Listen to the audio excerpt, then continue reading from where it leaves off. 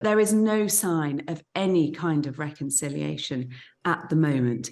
And there is certainly no sign now that Harry is going to get that apology that he is so desperate for. Now, the Duke and Duchess of Sussex are apparently in email correspondence with the King's office about whether they're going to attend the coronation. It's not clear if they're going to come.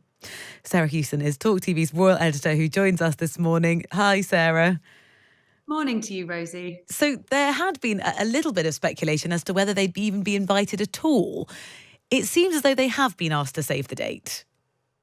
Yes, we got news from the Sussex camp this weekend that there has been email correspondence regarding the coronation, whether that's an official invitation or logistics around it, trying to work out whether or not they're going to come. That has been sent, but the Sussexes are not going to disclose their decision in the immediate future. Now, we are 2 months today, Rosie, from the coronation, and you just talked about one debate rumbling on. This is another one that is going to rumble on. It is reminiscent of the Platinum Jubilee when we were questioning then whether Harry and Meghan would attend. And I think the same here, because there's a dilemma at stake for them. Do they come when they've made it very clear that they want to have an apology from the royal family before they attend? They are also concerned about the kind of reaction they might get from the public here in the UK, with their popularity ratings plummeting following the Netflix documentary series and the publication of Harry's book, Spare. But if they don't come, so much of Brand Sussex is associated with their relationship with the royal family, their royal connections. What does that look like for them, and what does that do to the brand in the long term? So a lot of decision-making to come, and also a lot of logistics to be put in place by the palace in order that this row doesn't overshadow the King's big day. So you sort of hinted there at the different things they'll be weighing up on deciding whether to come. The thing that surprised me, Sarah, is that it feels like with an event as significant as this, the invitations would already sort of been long sent.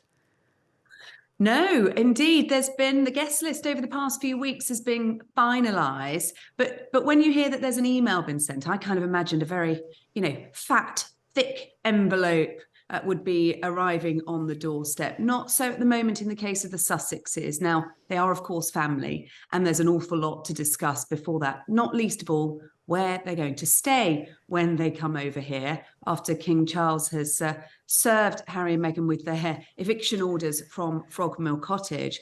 But it is now reported that they're going to be allowed to keep Frogmore for the next couple of months, certainly beyond the coronation and through the summer. And so they would still have a base here in the UK should they decide to come. Who actually decides the guest list?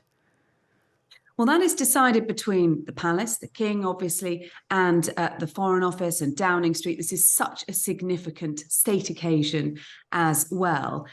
When the Queen's coronation took place, there were 8,000 people on the guest list. We know this one is much, much smaller, 2,000 people who will be packed into Westminster Abbey for the coronation. And so trying to get the right 2,000 people is something of a headache, because the King wants this to be a more modern, forward-looking coronation, while also respecting the traditions of the past. So anyone who's drawn up, I don't know, a wedding guest list or anything will know that's one of their biggest challenges. Just imagine trying to pull this one together. Yes, you want sort of family politics to be laid to rest. How likely is it that we'll see a sort of harmonious next couple of months until the ceremony? I think that might be wishful thinking on your part there, Rosie. It would be nice to think so, wouldn't it? And certainly we know that the King had asked William and Harry not to blight his last few years with this fighting between the brothers. But there is no sign of any kind of reconciliation at the moment. And there is certainly no sign now that Harry is going to get that apology that he is so desperate for. Could there be any discussions if he does come over to the UK for the coronation? Well, look, after he depicted in the book Spare about the clashes that took place at Frogmore after Prince Philip's funeral, I think they'll be very wary, the royal family will be very wary about having any conversations, and whether they might end up in the pages of another book or another documentary series. There is a real issue of trust here.